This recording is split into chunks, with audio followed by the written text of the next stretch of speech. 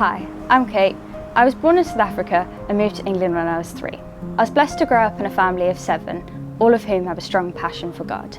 From a young age, I believed in Jesus and had a relationship with him. During my teen years, I developed a strong need to be liked. I wanted people to think I was great, and as a result, I got entangled in worldly things. I started to stray from God, and as a result, felt really restless. On the outside, my life looked great. I had a nice job, I was getting good grades, had a lovely boyfriend and lots of friends. But deep down, I was striving for my value on a daily basis. I felt like I couldn't stop, because if I did stop, I'd fall behind and might not achieve my potential.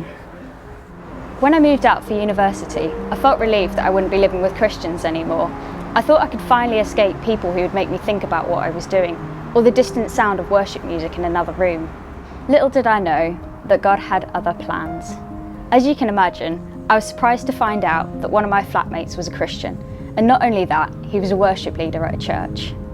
When lockdown began, all the things I was using to distract myself were gone. I didn't have my absorbing social life, or even my family to talk to. All I had was my job and the occasional chat with a flatmate. For the first time in my life, I was completely alone.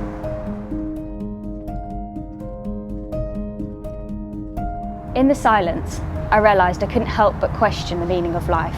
I couldn't ignore all the signs that pointed towards God's existence anymore. I began watching St. Thomas's online service and reading my Bible again. I told myself it didn't mean anything, it had nothing to do with what I believed. It was just a way to pass the time. But what I didn't realise was it was changing what I believed. I was beginning to believe in God.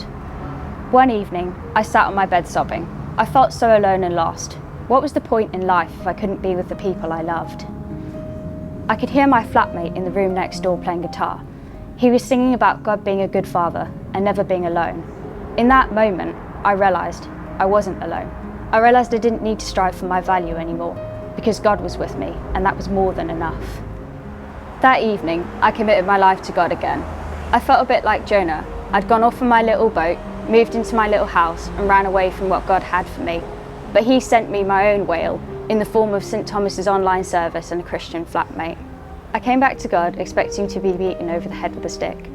But instead, I felt joy unimaginable, peace beyond understanding, and love so powerful. It was like the story of the prodigal son, except this time it wasn't a story, it was my life. I was home again, and I could rest knowing my value in God.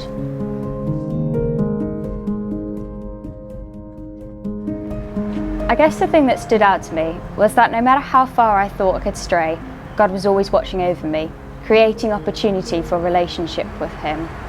He never shut the door on me, even if I thought I could shut the door on him.